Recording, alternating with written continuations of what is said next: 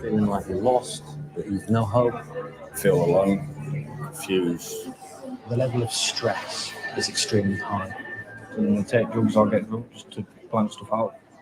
The average age of death is 45. There's not a person out there that wants to be sitting at the side of a road asking for money. Anyone can be homeless. I've met 50-year-old men that have just been divorced with a wife and lost everything, and they're on the streets. It's not a staff choice, and it's not somebody's fault. Everyone's only 2 paychecks away from homelessness. Destitute. I really would not wish that on anybody. But knowing that there's someone you can turn to, it's important for people to know that they're not alone.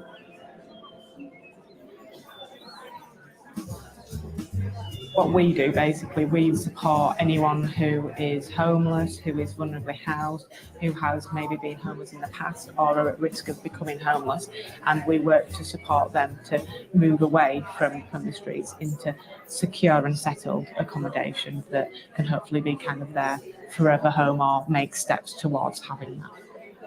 We do have quite a serious homeless problem in Harrogate. We can have between 40 to 50 people accessing our day centre Springboard at any one day, basically. Springboard provides food, showers, laundry facilities, a drop-in GP surgery, access to a computer, and friendly faces. Good afternoon, Harrogate Project. Sheena speaking. How can I help? A few streets away is the hostel, where if you are homeless, you may be allocated your own room. We offer a single room with a bed and a sink and a wardrobe and things like that, and a support worker. And your support worker, you would meet with them once or twice a week just to discuss what your situation is currently. The homeless of Harrogate need our help. Donations do give clients a sense of hope and do give them that feeling that there are people out there that care, that they're not going to be forgotten, and that they matter. And I think that's really important. Without funding, these projects don't exist, and the most vulnerable members of our society do not have the support and help that they need. We rely heavily on donations from members of the public and from small grants from different organisations. Without the project, we would see homelessness increase, and we just can't let that happen. If you are able to help us, please visit harrogate-homeless-project.org.uk.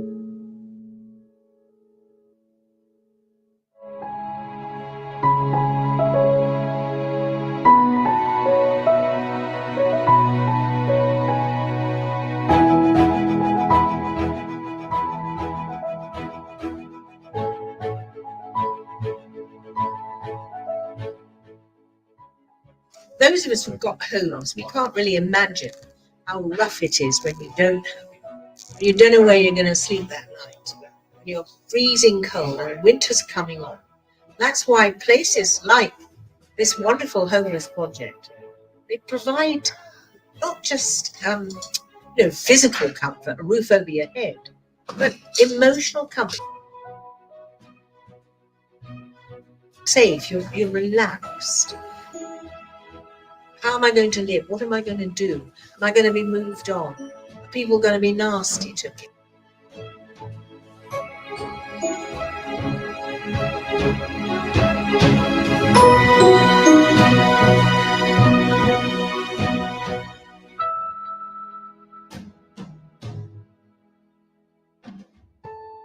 But those of us who do care, and the people here are obviously caring, kind people, and we care, and I think it's important that all of you watch this video, realise how important it is to notice.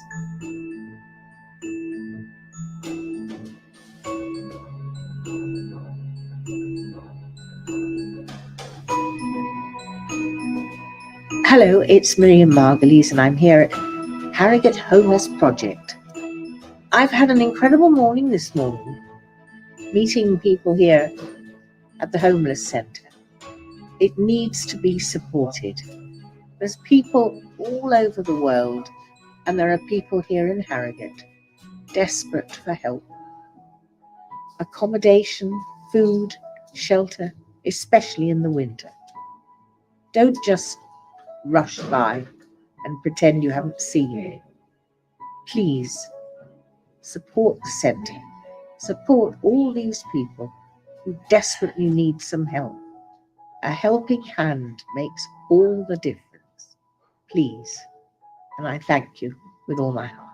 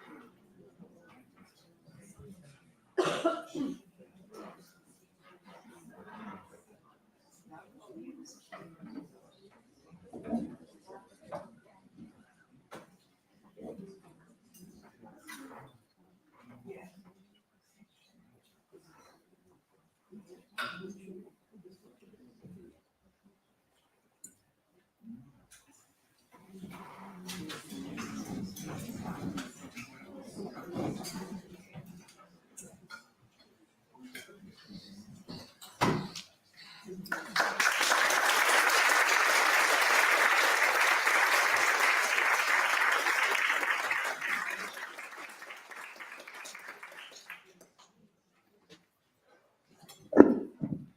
evening. Good evening. So my name is Reverend Gordon Hay. I'm the minister here. It's just my wonderful opportunity just to welcome you here, to welcome the Silver Band. We are delighted you are here.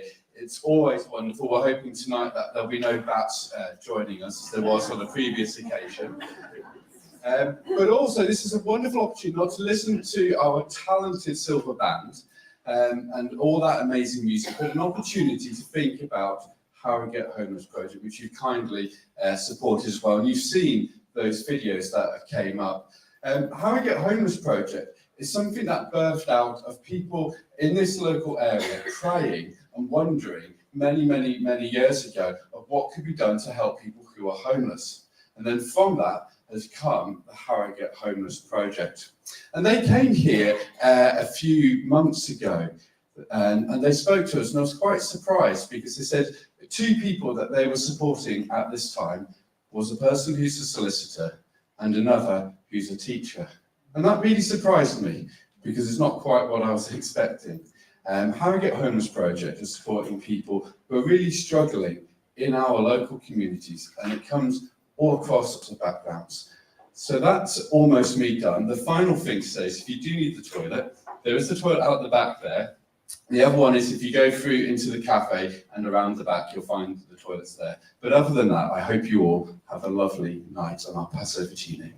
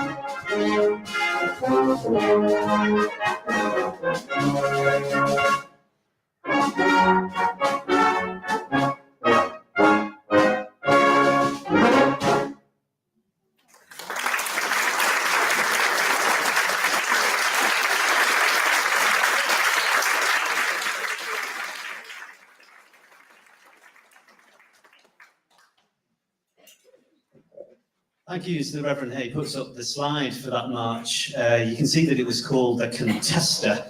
And the Contester is despite what I put on the picture there, we'd never marched to that. So it's a march, but you never march to it because it's fiendishly complicated. And if we were to march to that, we'd be exhausted by the fourth bar and we'd be in the bar by the end. So it's called the Contester. And we will be performing that march at the Wetherby Drovers March and Hymn Tune Contest in a couple of weeks' time. And to give you a little flavour of what we do at a march and hymn tune contest, there's no secret. You play a march, you play a hymn tune. So we're going to play you the hymn tune that we're going to be performing or competing with in a couple of weeks' time. And I think you're going to really like this because I had a lady who I met here a couple of months ago, and I said, oh, you know, do come along to the concert. She said, I'll only come if you're going to play some really nice hymn tunes. So let's hope this does the trick.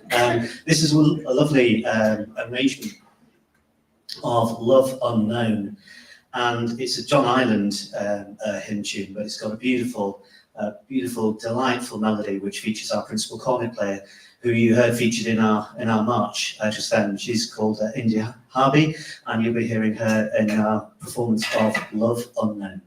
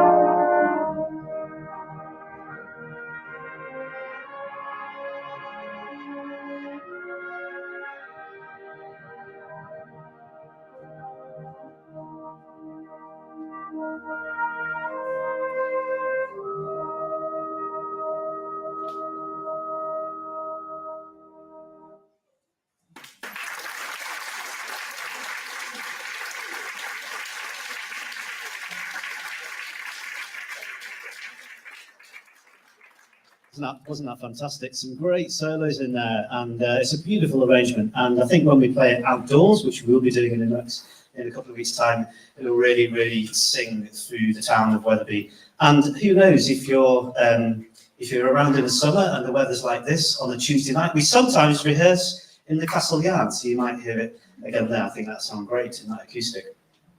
We come to our first stand-up soloist of this evening, and he's here to play a piece called The Sally Gardens, which is an Irish folk song.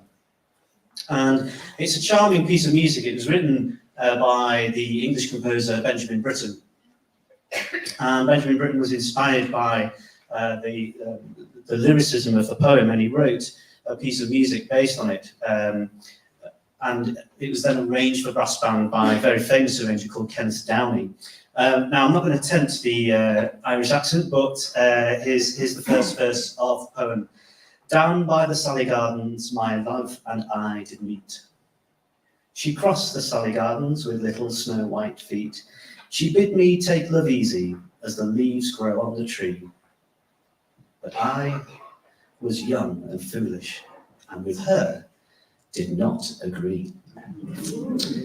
Now, the euphonium soloist here to play has his wife in the band, so let's see what happens there. Please give a warm welcome to play the Sally Gardens, Adam Kitchen.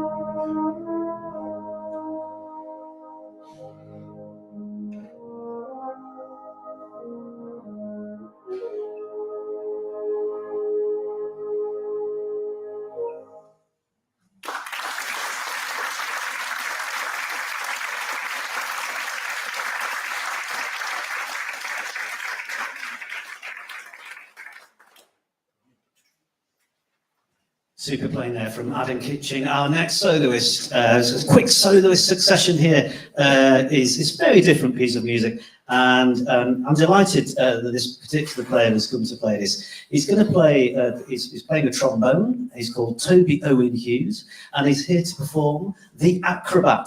Please give him a warm welcome for Toby Owen Hughes.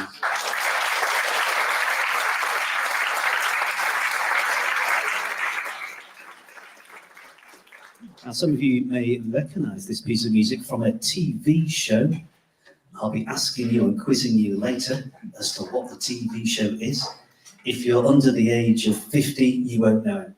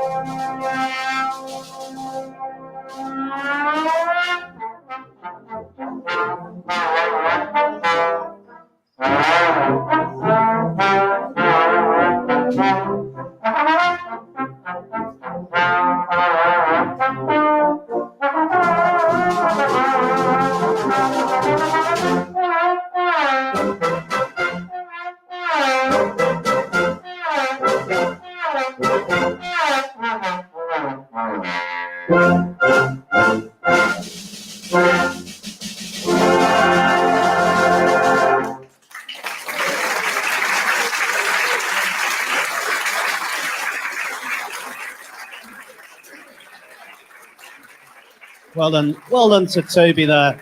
I'm very grateful to him because he's revising, supposed to be revising for his A-levels. And he wants to go to university. So if he ends up at doing trainer shoes studies at the East Midlands Polytechnic University, you'll know it's because he's been practicing his trombone too much.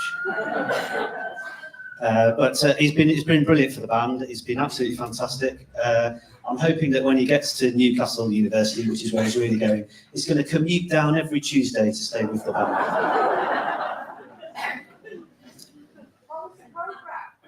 Oh yeah, the TV program. Oh, I see. Yes, I know. I'm going to make my way over to somebody who knows the answer to this question. John.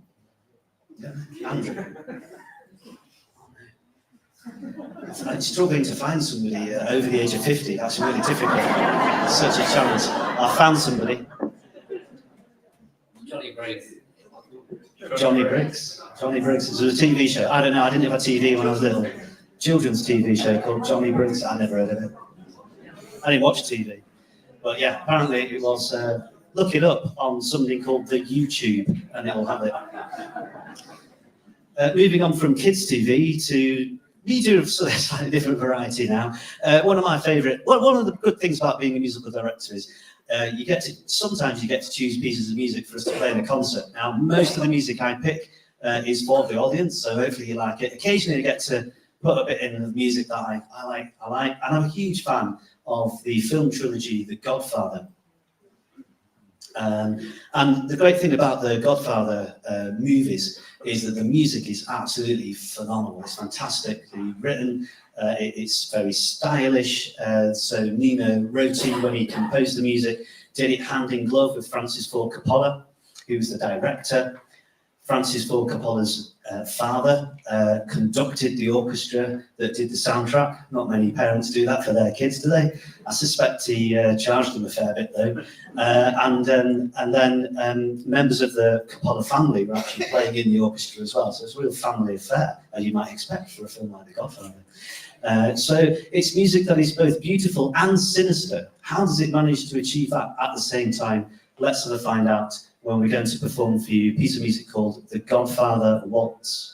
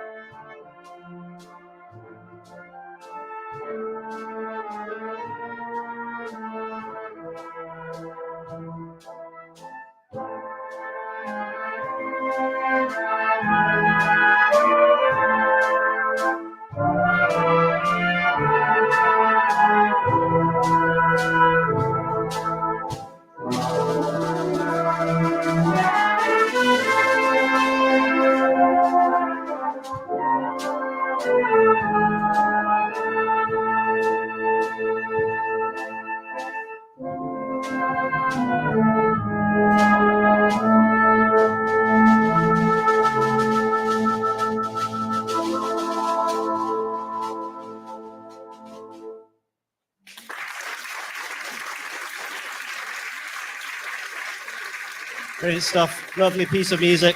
Come back, you two. Fantastic. So that concludes the main band's first half performance. In a short while, we're going to hear from the Knaresborough Silver Band's training band, and they're going to be led by their musical director, Denise Wilson, who's just busily trying to put her tenor horn down and get herself ready. So if you just give one more thanks to the main band as they disappear off the stage.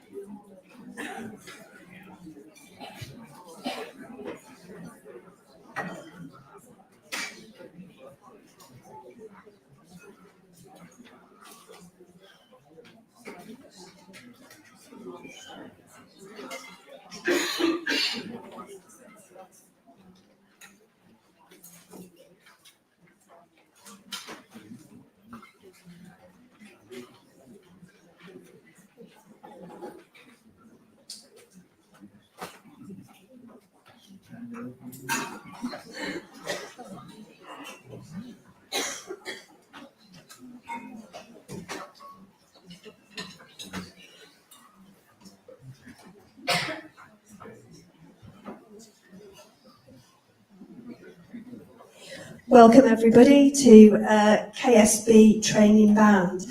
Those of you that have not seen us before, we were formed about 2 years ago when Nick asked me to set up a little training band.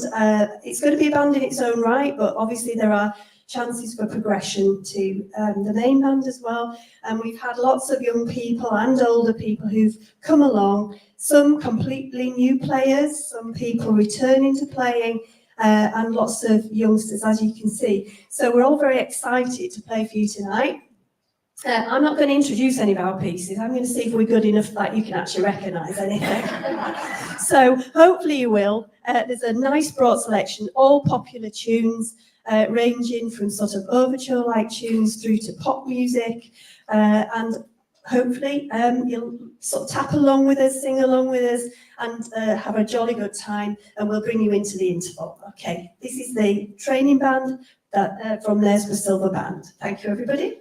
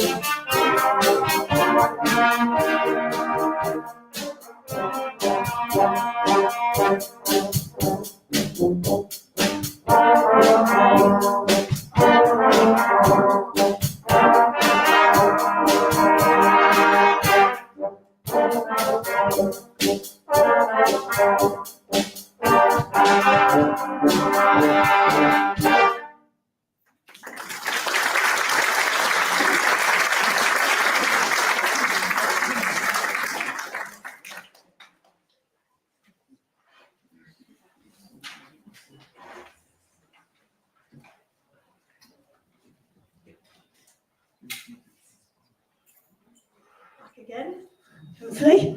Thanks very much at the back.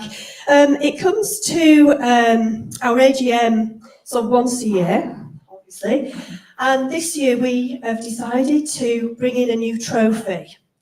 And the trophy is going to be awarded to somebody in the training band.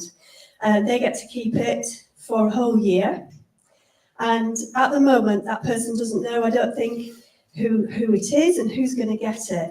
But we're awarding it in honour of a former player who was called Annette Brown, who used to play with a band, and she started here, when she was very young, and then she went on to be a professional trumpet player. She toured with the Bootleg Beatles, and she also was lead trumpet in the West End for Chicago. She became known as the go-to trumpeter at the West End for the Chicago musical.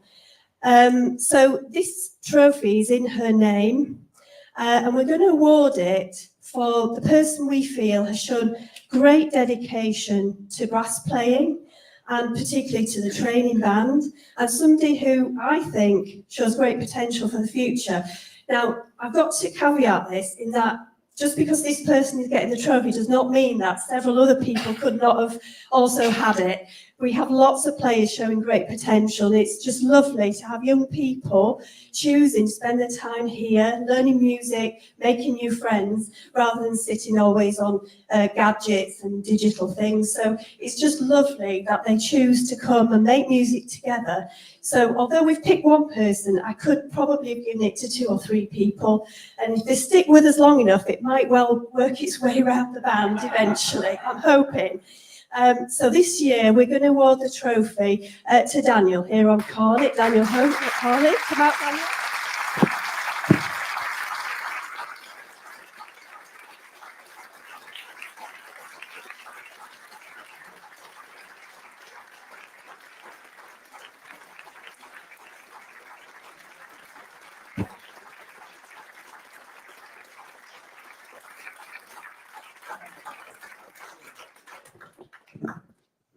Daniel also gets a little treat to spend in the shops, so it's hidden in his envelope there, and he can look at his trophy for a whole 12 months. Anyway, we're going to lead on now to our next few pieces. You probably recognise some of the themes in these, so here we go.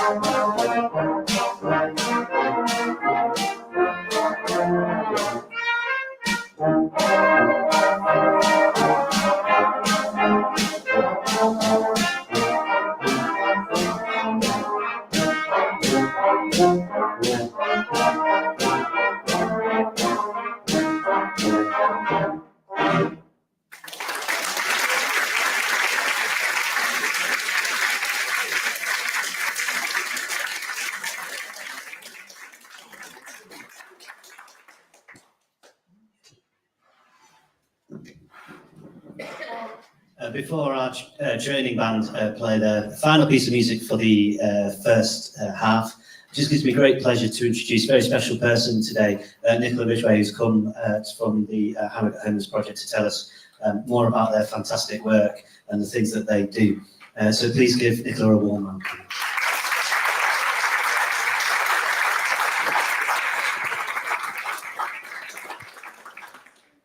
Well, good evening, everyone. Thank you very much for having me this evening. How do I continue from that? What a treat. It's been an absolute pleasure. I've really enjoyed that. When I was bopping along to the last bit, I probably left my little one watching Jungle Book at home, so a bit of our necessities was very good. So thank you, real treat. So I'm the fundraising and marketing manager at Harrogate Homeless Project, and I've only been with them about 5 weeks. In fact, my very first day, I had the pleasure to end it off by coming along with our CEO to talk to some of the parish members here about the work that we do. So I might recognise some of the faces in the audience. I'm scanning around. But it's been a real learning curve in the last 5 weeks, sorry. Just kind of working with the charity and kind of getting to know kind of what they do, and it's really remarkable. I'm a Harrogate girl, lived in Harrogate all my life, and probably like most of us, very unaware of kind of what goes on underneath the surface, really. As the Reverend mentioned earlier, the charity was formed about 32 years ago.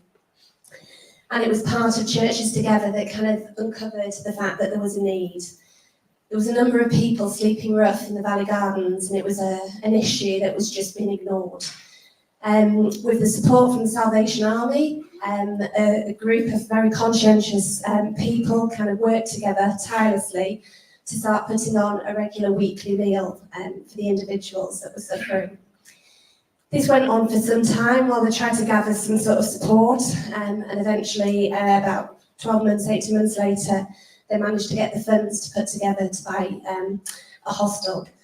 Now, many of you might know the hostel is still where it is today on Barrow Road in Harrogate, 32 years later. Quite different to kind of how we started out. We started out very much as an emergency overnight kind of accommodation, and we still do that. That's still there, and it's known now as our not more than one night on the street. No 2 nights on the street is how it's termed. We will get referrals from the council independently.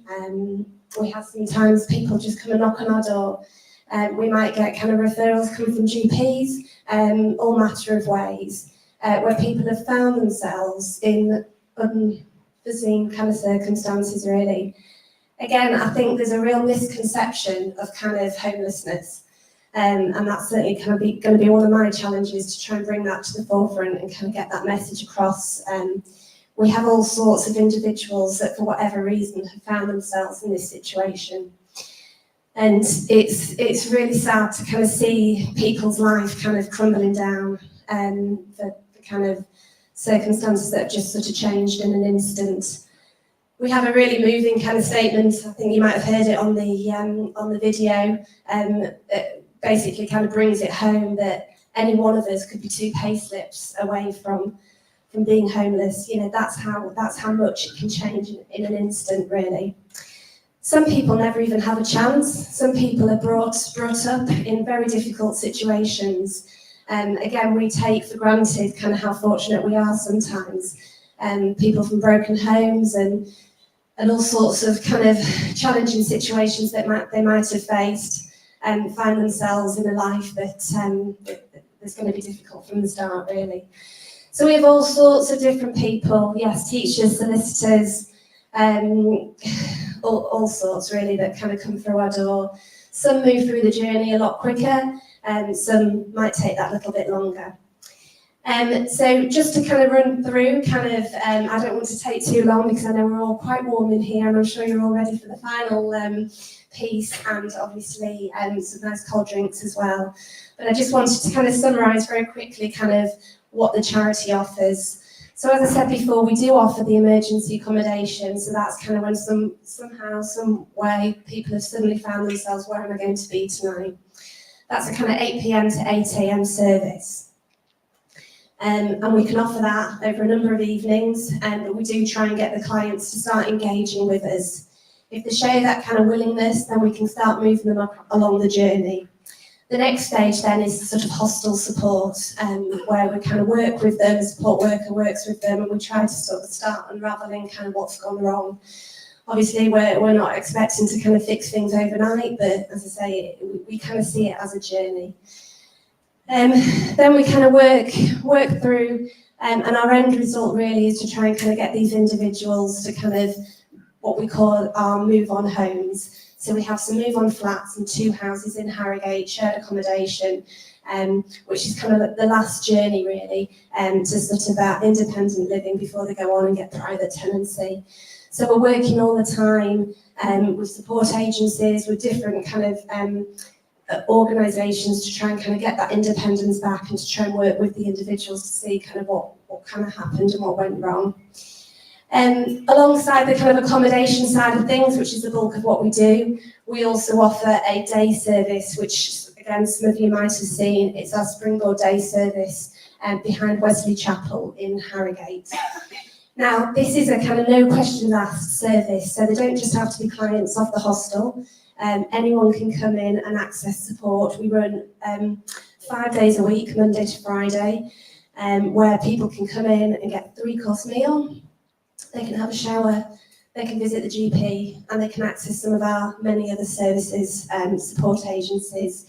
We have people that can help with housing support, with computers, to be able to put applications together, the little things that kind of people being homeless or struggling financially just don't have sort of at their disposal. We even do things like art classes, weekly bingo, just things to try and kind of bring that kind of social and that side back into people's lives. So as I say, that's run 5 days a week and anybody can come and access that. We are a charity and obviously these services don't come cheap. It costs us about £1 million a year to kind of run the services that we do. And obviously, as we're all very familiar with, costs are on the up. So we even down to our kind of weekly food bills, whilst we're very fortunate in Harrogate, get a lot of donations. It's not reliable, it's not regular, that we often obviously still have to go out and kind of fund the meals, etc. So all those costs, kind of add up, and we receive a very small amount of income from the council through our housing support. The rest of it is made up through grants and public donations. So events like this for us are invaluable, and I'd just like to say at the bottom of my heart, thank you so much, everyone that's come today, for all the support that you've given and continue to give to kind of people that are struggling in our community. So thank you.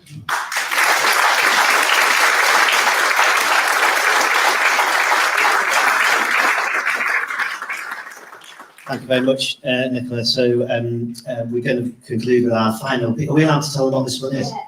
Shall we tell them what it is? Do you know what? There's a story behind this, though, isn't there?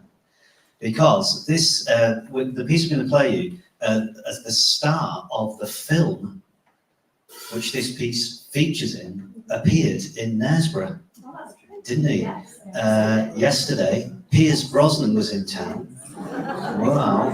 And borrowed a screwdriver from our opticians. I don't know why are you clapping that? He did. It was in the Stray Ferret, and everything in the Stray Ferret is true. So yeah, he borrowed a screwdriver.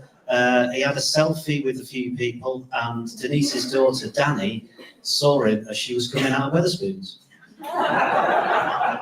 What she was doing in there for breakfast.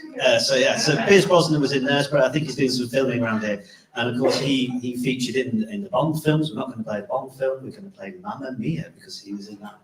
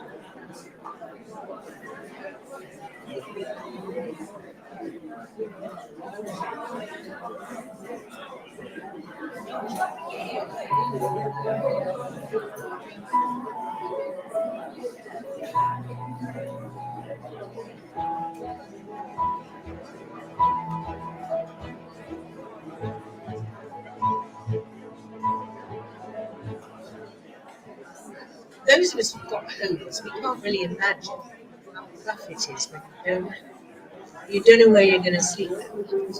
You're freezing cold and winter's coming on. That's why places like this wonderful homeless project, it provides not just physical comfort, roof over your head, but emotional comfort. Safe, you're relaxed.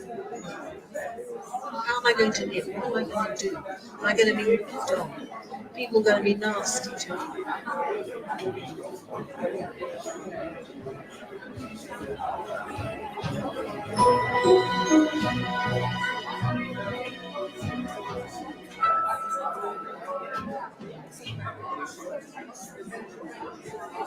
But those of us who do care, caring, kind, and we care, and I think it's important.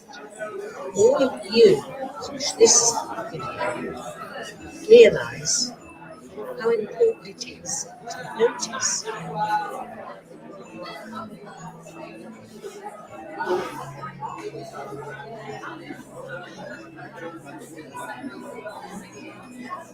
Hello, it's Miriam Margulies and I'm here at Harrogate Homeless Project. I've had an incredible morning this morning, meeting the people here at the homeless centre.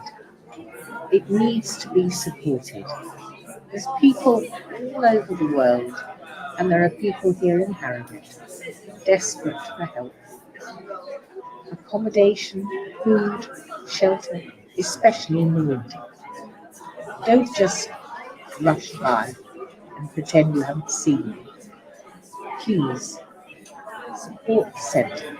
Support all these people who desperately need some help. A helping hand makes all the difference. Please, and I thank you for your life.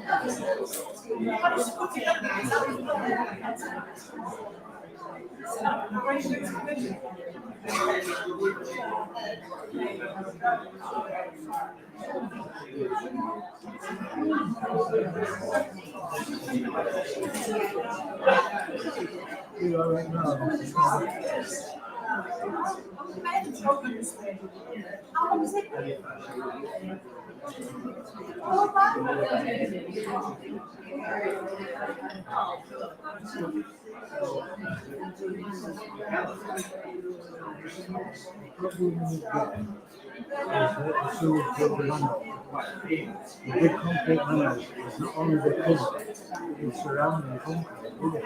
It's looking like a dummy. Yeah. Well, the problem is that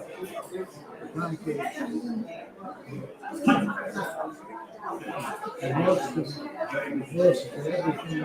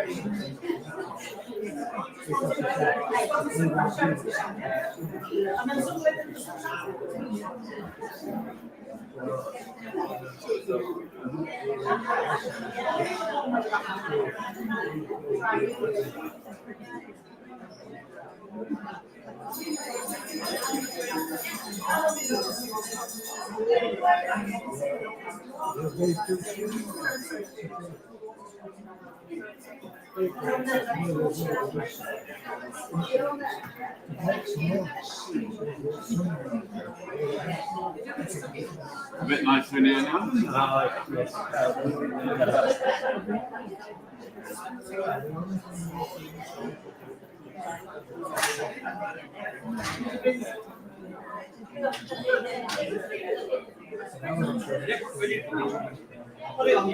Okay.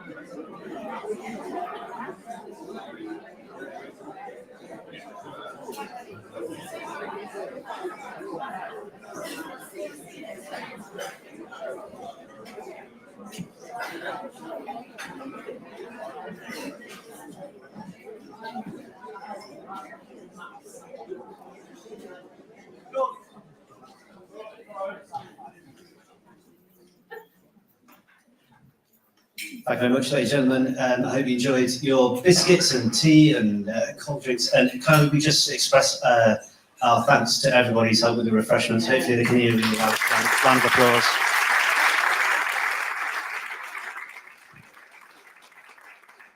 So it's 4 for the price of 1 is what we're getting for our next piece of music. So 4 pieces in 1 piece of music. This is Sweet Gothique. It was written by Leon Bornemann, a talented French composer and organist in the late 19th century. And his work, Sweet Gothique, was composed in 1895. I'm trying to think, we've got a few, we used to have some members who were born around about then. But, and this remains one of his most celebrated compositions. So Sweet Gothique is it's pretty much the only work he's known for, really. Now it's a 4-movement work, and it kind of reflects a style of music that you could also find in architecture. So if you're fans of architecture, I wonder who recognises that building.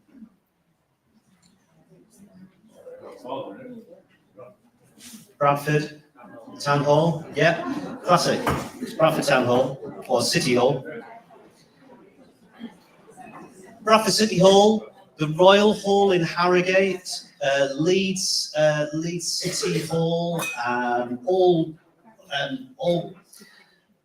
actually made in the Gothic Revival style. So what the Gothic Revival is about medieval origins and taking your medieval origins and making them supernatural, really. So it's medieval architecture and romancing it with elaborate decoration and ornamentation.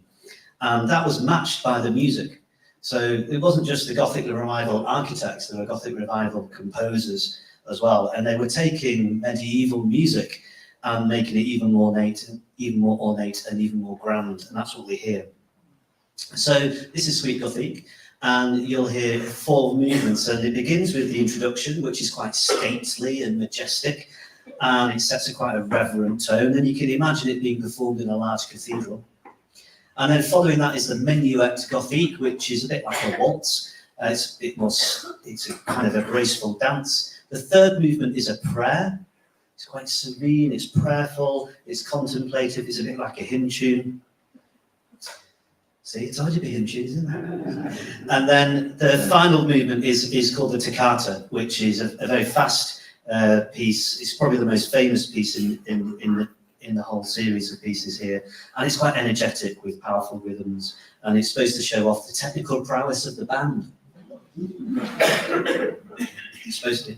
It's a great piece of music, Sweet Gothic. And I was inspired to put it on the programme because many of you will know Janet Smith here, who's really helped organise this concert. And I knew Janet's late husband, Gordon. He was a fantastic organist. And when I used to come to church and sit around about there, Gordon would be playing the organ. He was a fantastic organist. He was a brilliant musician. And most of all, he was a lovely, lovely person. And he used to say to me how much he would love us to play this piece. So I thought we'd play it since Janet was here. And I've told her that we're performing it, so she's probably hiding in the kitchen. But we really wanted to perform this piece here. You're probably thinking, could you not have found an organist? Nick, you know quite a few organists. Could you not have found an organist to join in? And you know what? I asked them, and they said, it's too hard. And I said, Gordon would never have said that. This is Sweet Gothic, and I'd like to dedicate it to Gordon. So.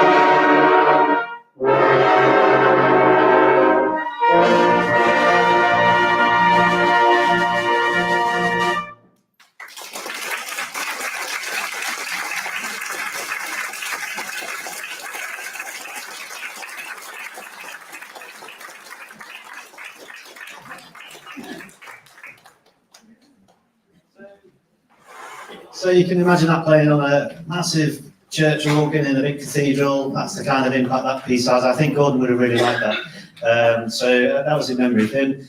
Yeah, we've been having fun with that piece of music. We really enjoy rehearsing it. And it's great to perform it here at Gracie Street Methodist Church. And so it gives me great pleasure to hand over not to our next soloist, but to our next conductor. Because after that performance, they've fired me. Yeah, and it's a shame. No, what's happening here is we delight in the Knaresborough Silver Band on bringing bringing people along, giving them opportunities to do different things, not just stand up and play solos, but often players in the band will actually pick pieces of music that we can rehearse. They'll come up with ideas, and we listen to them and we tell them, no, I pick the music. But often the player will come and they'll show some great potential, and they're really good, nice people. And we like to listen to what they're doing and support them in their life journey. And it gives me great pleasure to say that our next conductor of the band for this next piece of music is somebody that I hugely respect. She's somebody that when she came along to join our band, she was just so positive from the get-go. And she's been such a lovely person to work with in the band, and she's done solos and things like that for us. And she's also done some trumpet work for the Nidda Down the Sire that some of you are aware of as well. So she's been co-trumpet player for the Nidda Down the Sire. And she's going off to Glasgow School of Music to study trumpet, which is a fantastic opportunity that she's got to do that. She's been supported in buying some of her musical instruments by Harrogate Rotary, who saw in her somebody that was just grounded in life and her ambition. And for somebody who is so ambitious, you wouldn't know it because she's such a lovely, lovely person. And we're so grateful to have her in the band and the time that she spent with us. And as I said before, I'm so grateful that she's come to our band and she's been playing for our band. And one of the things that she'll have to do when she goes to Glasgow School of Music, no, it's not called that, is it? It's called Royal College of Music Scotland. Oh, it's the conservatory company she's working for. It's the Royal Conservatoire in Scotland. Yeah, I think so. If you want your conservatory doing by Scottish people, then, ladies and gentlemen, I can welcome to the stage. She's going to introduce the piece herself. She's going to have to do some conducting on her course, so we thought I'd give her an opportunity to conduct in front of an audience. Please give a warm welcome to Beth Harvey.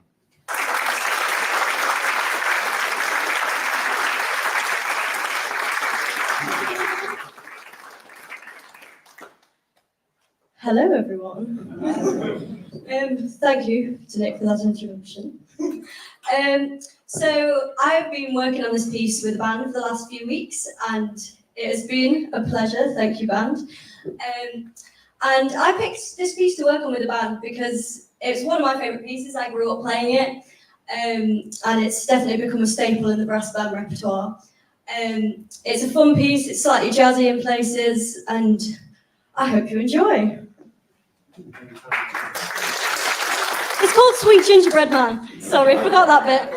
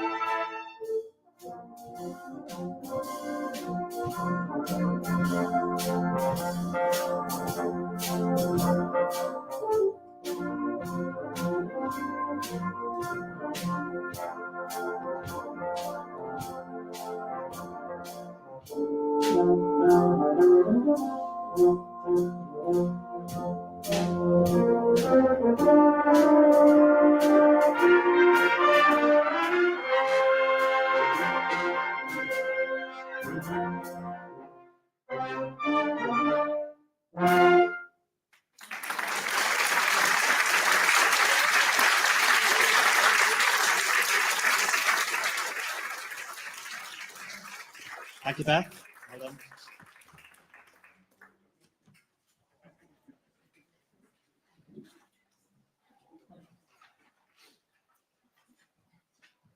Yes, you do well. You think it's just waving your arms about, but try doing it in front of this lot. It's really hard. It's really hard. So Beth hasn't just walked up and conducted, she's been rehearsing with the band, as she said. She's, yeah, you can do it. Do you want to have a go? No, so, Beth's been rehearsing with the band, and it's good that to get a player to come out up front and experience what they've been doing sat there, and then to come out and try and lead a group of players. It's quite a thing, and it's she's done absolutely amazing. I'm so pleased for her. So we're going to move on to play a piece called Sunset Serenade. It's been arranged for wind band on the continent, but it's a beautiful piece of music called Sunset Serenade. I like to think of this as you're walking along the castle top, and as the sun starts to set. It's a wonderful evocative piece of music, and we're going to perform it for you tonight. It's been composed by a Swiss-German composer called Thomas Doss. This is Sunset Serenade.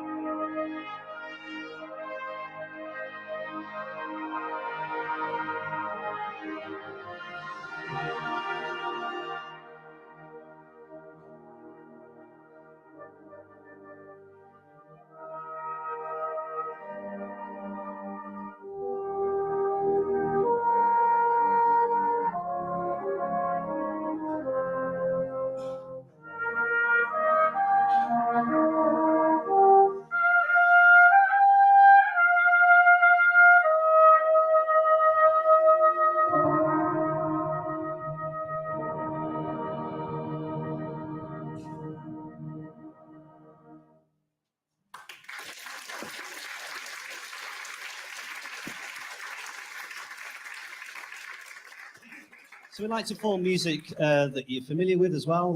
You won't have heard of that previous piece. It's very new to the UK, but we like to throw those in there just so you can build your repertoire pieces. I think you'll know the next one. This is I Dreamed a Dream.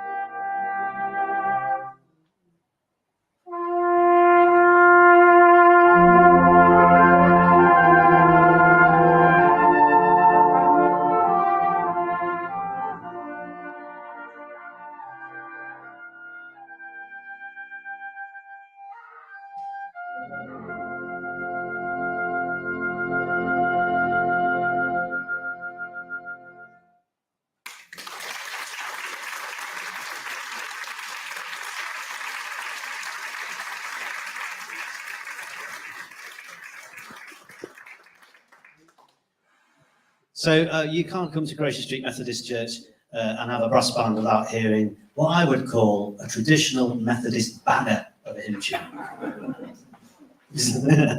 Sorry, I shouldn't say things like that. But there you go. So this is probably one of the all-time favourite hymn tunes of mine. So you're going to have to hear it. I love this tune, and I love the words. And the words, when you come to this church, there's always a bit of controversy, isn't there, in churches? Some people like the modern music, and some people, oh, I like the old ones. And some people go, yes, but how do you know you like the new ones if you don't try them and all that kind of stuff? And then you get people who go, oh, I really like the new ones, but some of the old ones are really good. And you get a whole raft of opinion. And do you know what? Music just has to be good. Doesn't matter if it's written yesterday, 500 years ago. As long as it's good, that's what counts. This is really good. This is Great is Thy Faithfulness.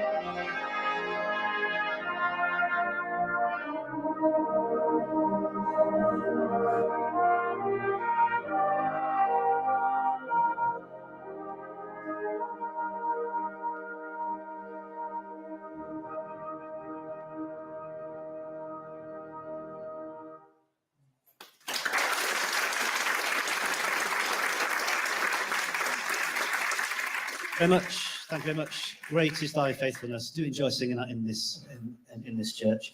Other churches are available, but obviously come to this one. So we're going to move on with Love is in the Air, which is performed by John Paul Young and arranged by Johnny Ocean for brass band.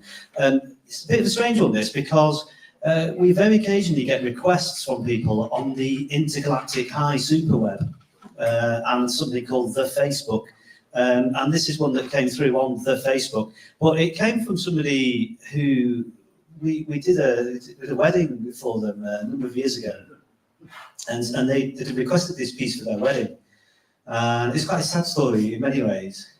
But in some ways it's positive because the bride was quite poorly and recently and wasn't very well, and her family, Claire, I'm looking at you, just correct me if I'm wrong here, but her family requested this piece, is that right?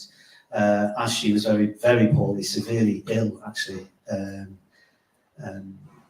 Really needed cheering up. So she got in touch with us, well, the family got in touch and said, look, we played this at her wedding. She'd love to hear it again. And it would make a great difference to her. So we got it out. And of course, if you're recording something, it's got to be, the standard of it's got to be really high. You don't want somebody lying there kind of very poorly listening to, oh gosh, that was terrible.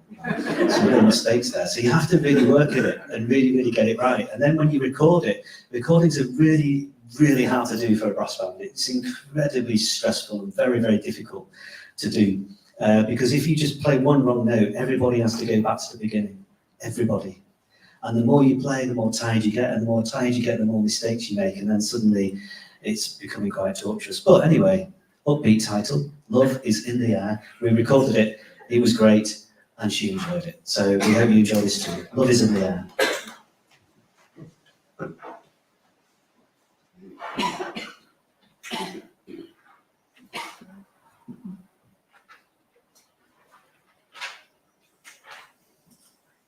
You need to take a second time.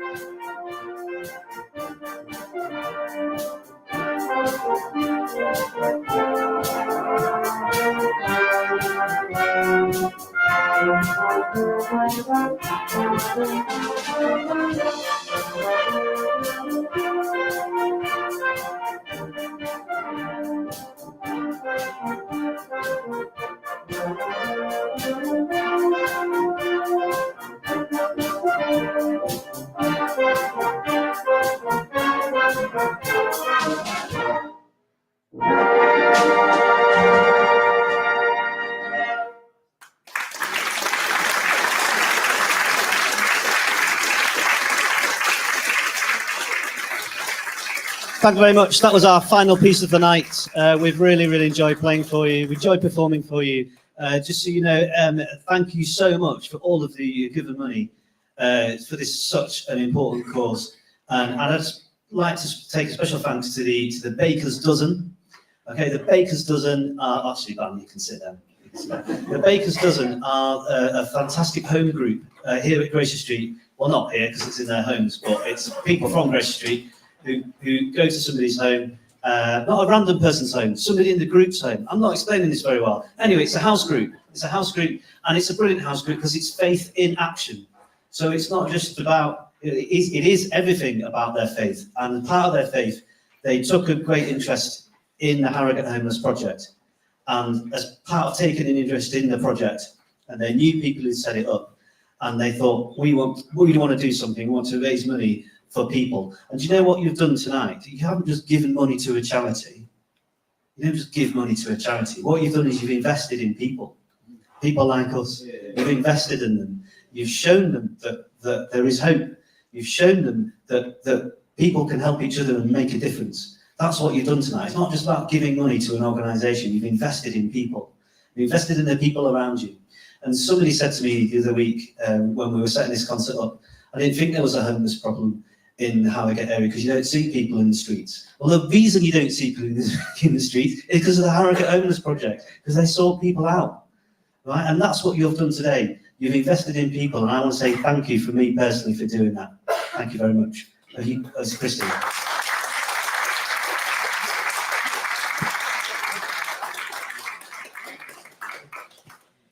I'm Christine Baker. I'm part of the Harrogate Baker's Dozen. And last year we had this bright idea, and we thought, let's help the homeless. Let's do something. Let's ask Nick. Let's ask Nick if he'll bring the band, and perhaps a few folk might come, and we might raise a bit of money that way. So I'm here to say thank you to you, Nick, because you responded straight away. This is last year sometime. And you said that you would ask your wonderful band to come. And they said, yeah. And so I'm thanking you. And we're all thanking this band. Although they're going to play an encore, you can clap after that. You have to clap ours now. But this is a big thank you to all of us. But the other thing, while I'm here, I want to say thank you to you all. Because by coming, you've supported us. You've supported the homeless, and you've just come. You've just come. You've given me your donations, and we want to thank you so much because you're just as important. So thank you.